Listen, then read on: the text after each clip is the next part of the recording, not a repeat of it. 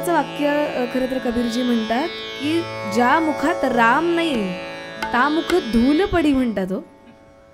म्हणजे केवढी निष्ठा, केवढं प्रेम परमेश्वरावर कबीरांनी करायला सांगितलं असेल. सतत नाम, केवढं मोठं नाममहात्म्य. खरं तर नाममहात्म्यावर बोलत राहिले तर अख्खा कार्यक्रमच त्याच्यावर करायला लागेल. पण पुढे अजपा जपावरती काय नामाचं महात्म्य असू शकतं. मगाशी कबीरांनी रेडा घेणं काय, किंवा पुढे ज्यावेळेला ज्ञानोबांचा रेडा आठवतो त्यावेळेला वाटतं अज्ञानाची प्रतीक आहेत ती आणि म्हणून रेडा समोर येतो. पण मग ज्ञान कसं दिलं जातं. एक आधीच नमूद करते की पुढचा दृष्टांत हा सांगितला जातो कबीरांच्या नावावर, पण तो नाही आहे, फक्त दंतकथा म्हणून सांगते. कारण कबीरजी, जनाबाई आणि नामदेव यांचे काळच वेगळे आहेत मुळात, पण फक्त सांगितलं जातं म्हणून सार घेण्यापुरतं ऐकूया, ऐतिहासिक दस्तऐवज म्हणून नको. होतं असं की झालं की दोन स्त्रिया भांडत होत्या. इतक्या वेळात बरंच भांडण आलं नव्हतं. बघा, चार इकडे भरपूर स्त्रिया आहेत पण तरी सुरात सूर मिसळून गातात. असं काही प्रत्येक वेळेला असतं असं नव्हे. एक लक्षात घ्या, पुष्कराज ह्या गुरुचा खडा असतो. हा, त्यामुळे तो असणं बरोबर फार गरजेचं आहे. त्या गुरुनेच तोलावं लागतं, नाही तर घडत नाही काही. बरं, तर या दोन स्त्री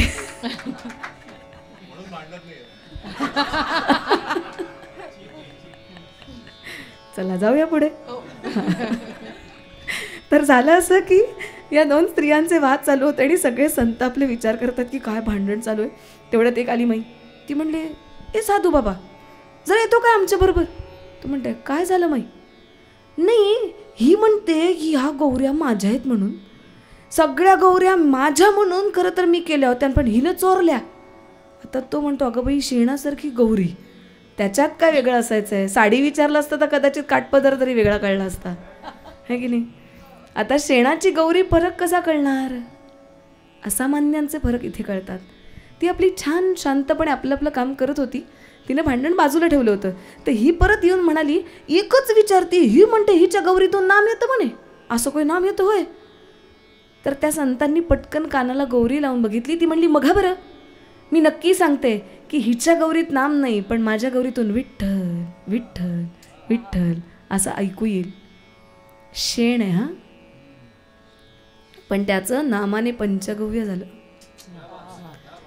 एक सगळ्यात महत्त्वाचा भाग मला असं वाटतो की आपण विचार करतो की ही गौरी, हे शेण, हा गाय, म्हणजे हा बैल, ही गाय, हा माणूस, ही स्त्री, पुरुष, जे काय ते भेदच करत नाहीत ना.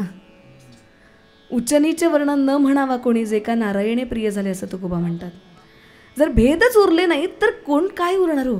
निर्जीव सजीव साऱ्यातच ते परब्रह्म पाहतात. ही जाणीव करून द्यायला तुम्हाला शेण सुद्धा नामात आणावं लागतं. चोखोबांची हाडं सुद्धा नाम गायली होती असं म्हणतात, नंतर मिळालेली. इतकं नाम महात्म्य श्रेष्ठ आहे. हे जर कळलं तर अजपा जप म्हणजे काय कळेल. धनश्रीताई फार छान म्हणते, मी फक्त उद्धृत करते. ती म्हणते, जप हा शब्द असा आहे ना की जो जपावाही लागतो आणि जपावाही लागतो. तर पुढच्या गाण्यातलं मर्म कळेल.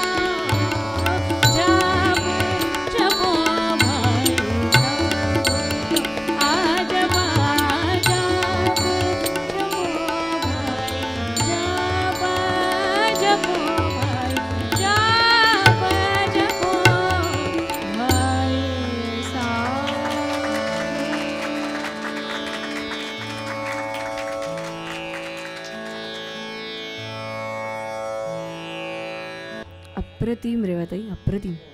आणि मुळात वाजवा वाजवा. एक सांगू का, मी मध्ये मध्ये फक्त एवढ्याचसाठी काही गंमत वजा बोलतेय, कारण हे इतकं गंभीर आहे की या गांभीर्यातून थोडं आपल्याला शांत व्हावं लागतं. सतत समुद्राची गाज ऐकू नाही शकत आपण, अंगावर येते ती. तसं संतांचं साहित्य, आपण फक्त किनाऱ्यावर आहोत अजून. तर हे सगळा विचारात घेत असताना ताई जी गात होती ना, त्यातले शब्द मला एवढ्याचसाठी सांगावेसे वाटतात, कळलं नाही तर पुढे गडबड आहे. हात सुमरणी म्हणजे छोटी जपमाळ आणि बगल कतरणी म्हणजे काखेत कात्री घेऊनच आपण जप करत असतो. प्रपंच हातात धरून परमार्थाची वाट चालायचा प्रयत्न करत असतो. प्रपंचाला नाहीच आहे, त्याच्या परमार्थ शोधता येतो का, हा त्यांचा मुद्दा आहे. आणि त्याच्यात सगळ्यात ते महत्त्वाचं म्हणतात, संतांचा देश निरालाच असतो. लोगो के भावे भक्ती कमावे असं नाहीच होऊ शकत. ते त्या सगळ्यावरती ताशेरे ओढतात 100%. आणि संतांनी प्रबोधनाचं काम केलंय, तेवढंच रंजनाचं काम केलं आणि तेवढं भजनाचं केलेलं आहे. तिन्ही अंगांनी संतांनी आपल्याकडे कार्य केलेली आहेत. आणि कबीर हे त्याचं प्रतिनिधित्व म्हणून मी तुमच्यासमोर मांडते, उत्तर भारतातले संत म्हणून. हे सगळ्या संतांचं म्हणणं एकच आहे. शेवटी जाऊन गोंदवल्याला गेला तर दिसतं की नाही आपल्याला, माळा घेऊन फिरत असतात. आणि फिरता फिरता श्रीराम जयराम जय जयराम म्हणताना कोणतरी त्या दिवशी म्हणलं, काय ग तुझी सून बरी आहे का? माझी नाही बाई. परत श्रीराम जयराम जय. अरे कसा जपाजप होईल. गोंदवलेकर महाराज म्हणत असतील, अगं ती हातातली माळ सोडा, ती अंतराची माळ बघ काय होतीये.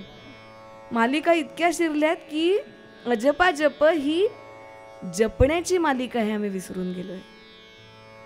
का असं होतं याचं कारण आपण बघतो कसं. अहो हे इतक्या वेगळ्या पद्धतीने आपल्यापर्यंत पोहोचतात ना. एकदा तर कबीरांनी सांगितलं तर मला शिष्य नकोच, कारण आपल्याकडे हीच दुर्दशा आहे.